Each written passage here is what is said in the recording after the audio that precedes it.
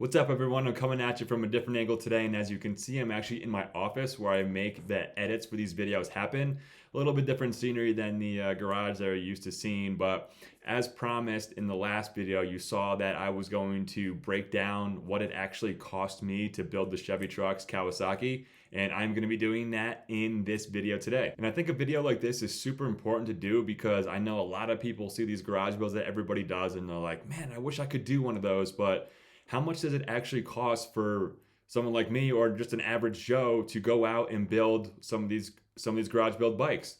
There's some garage builds out there that people spend thousands and thousands and thousands of dollars on. It's just unrealistic. So what I tried to do here with this build is make it affordable and realistic.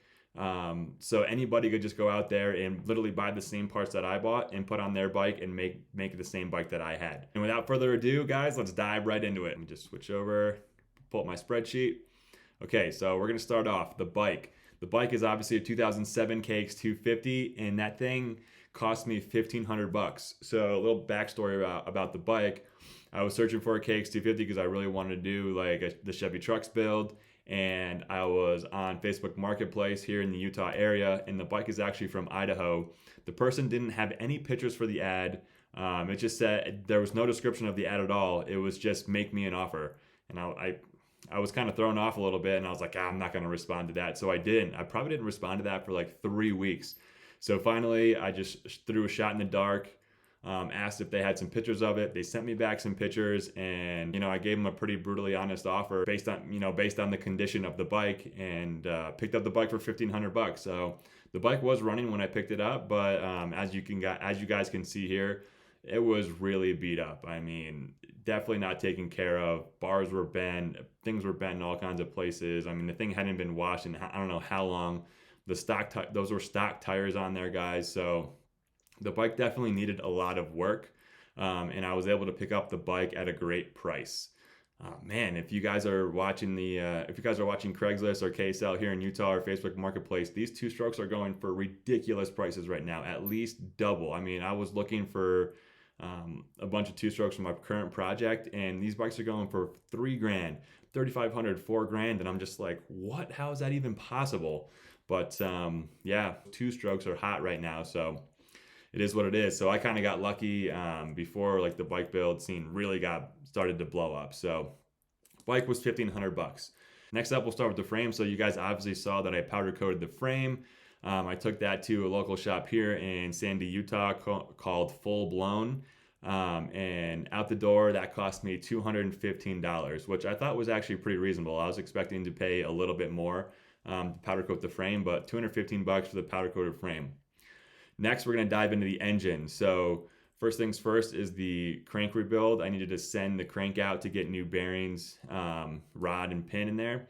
So with the labor and the Pro X rod, I sent all that to Millennium Technologies, and to ship it out and back, and for them to do all the work, it was $247.14. So add that to the ticker there. Okay, the bottom end bearings, I decided to go with all OEM bottom end bearings, or just bearings in general in the motor. Picked all those OEM parts up from Rocky Mountain, and the total of all those bearings was 240 bucks and 46 cents. Didn't do anything with a clutch because the clutch was actually fine. The clutch plates and the fibers were perfectly fine. They were in spec to what the manual had to say, so I just ran them. So I kind of saved some money there. And since I'm doing it myself, guys, I saved some money on the bottom end labor, but this is where it kind of hit me on the back end. I needed to buy a bunch of tools in order to complete the project. So I got all these tools from Rocky Mountain. Tusk crank puller was 70 bucks. The clutch holder was 13 bucks. Flywheel puller, 11 bucks. The crankcase splitter, 53.62. Bearing remover was $51.99. Then I got some assembly lube to help me assemble the motor from Maxima. That was $8.96. The transmission oil from Maxima, which I also got from Rocky Mountain, was $17.98.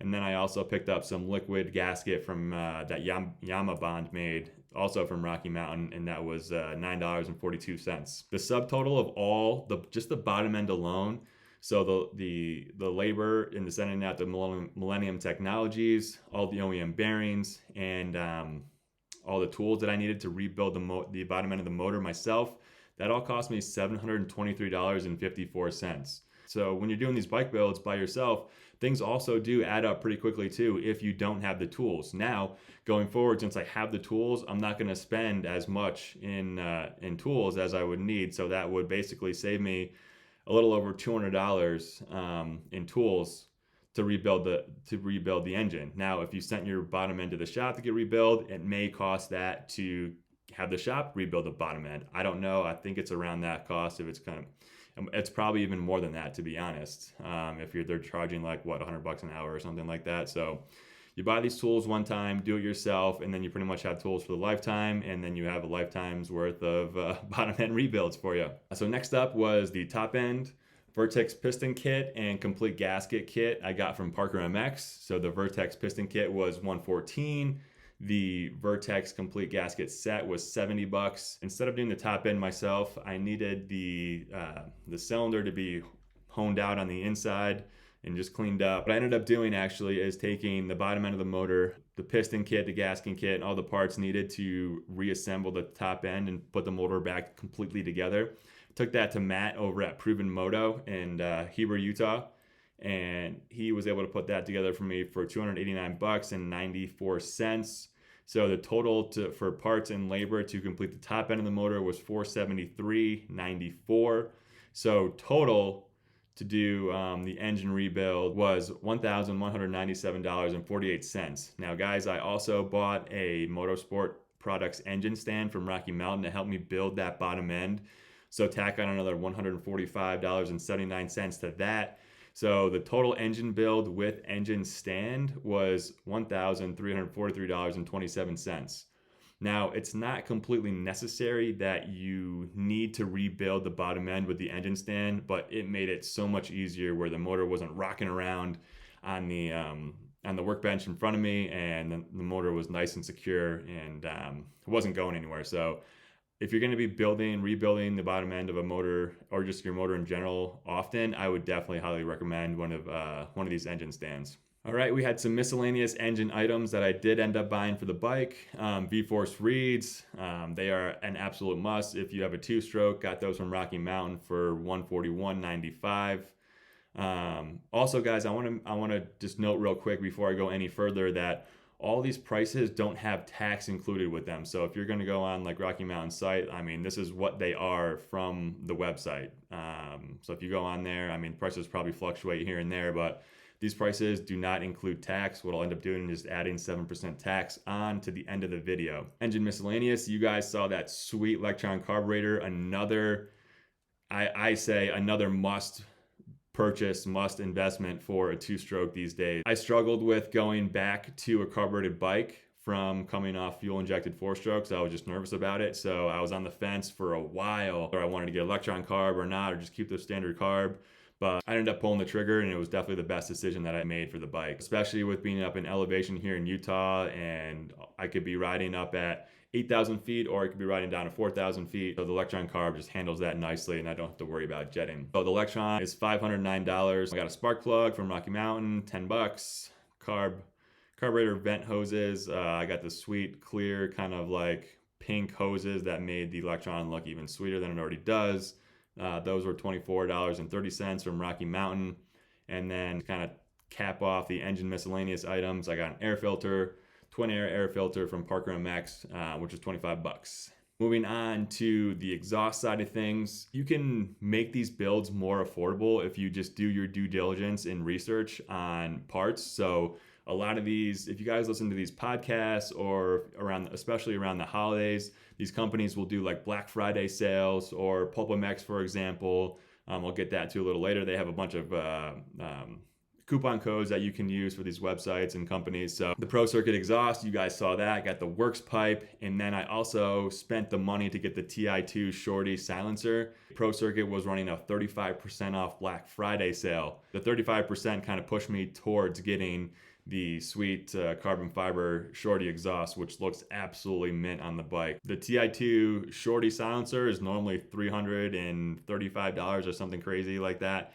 With 35% off, it was $214.71.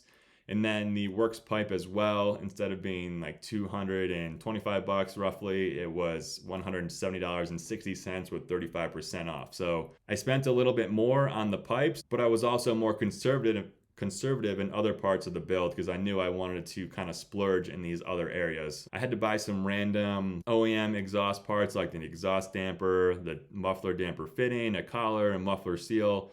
Although some Rocky Mountain, I spent about $49.90. Moving on to the suspension, I didn't do anything in terms of revalving the fork or the shock. I just kind of left it the stock valving as it was.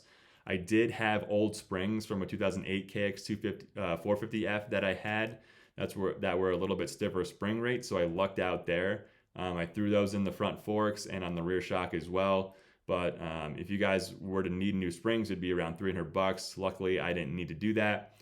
All I did was get a fork rebuild kit by Pivot Works. Rocky Mountain supplied that at $54. In order to do the work, I needed a fork cap wrench from Tusk. Got that from Rocky Mountain for $13.99. The fork seal bullet by Motion Pro. Got that at Rocky Mountain, $4.49. Maxima fork fluid from Rocky Mountain was $12.55. And also I had another splurge item, guys, was the Pro Circuit link arm. Again, I got that at the Black Friday sale, 35% off. Normally $224, $225. After 35% off, that was $146.22. But guys, with the suspension, this is where it can add up a lot. You guys did see that I purchased some 2018 KX250 forks that I'll get to later on in the build, but if you guys are buying these used bikes or even a used bike off the showroom, you're gonna probably spend at least $1,000 to get your suspension done properly, get them revalved and resprung.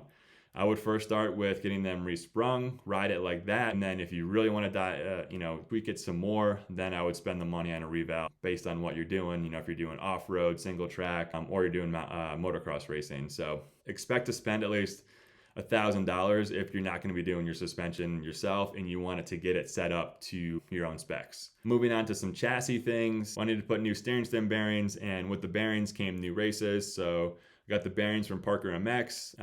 In order to do those properly, you need to have a steering stem race driver. Motion Pro makes those. I picked that up from Amazon for $42.92. Some other random chassis parts were the foot pegs. They're hammerhead foot pegs that my wife got me from Rocky Mountain, which was super nice of her. Surprised me with those. Those are $215.99. Moving on to the drive side of things, I got a bunch of these parts from Rocky Mountain. The chain slider was from Polysport for $15.99. This is a part of the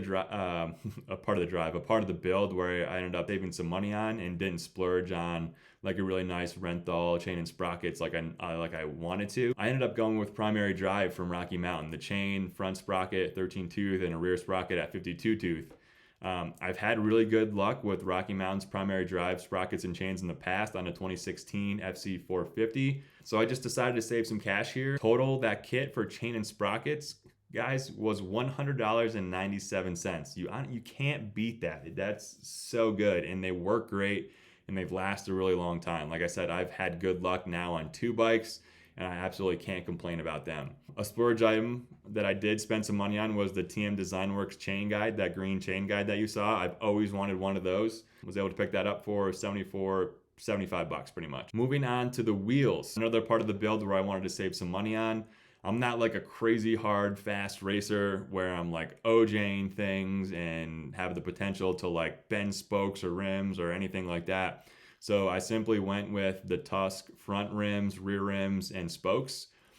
From Rocky Mountain, the front rim was $89.99. The rear rim was $89.99. Front spokes and rear spokes were $46.99 each. So together on wheels, I spent $273.96. Dunlop front tire MX53 from Parker MX was $76.15. And then the Dunlop rear tire MX33 from Parker MX was $90. Next, we'll move on to the controls. Big Renthal twin wall fan because I love the way they look. I've always been a Renthal fan.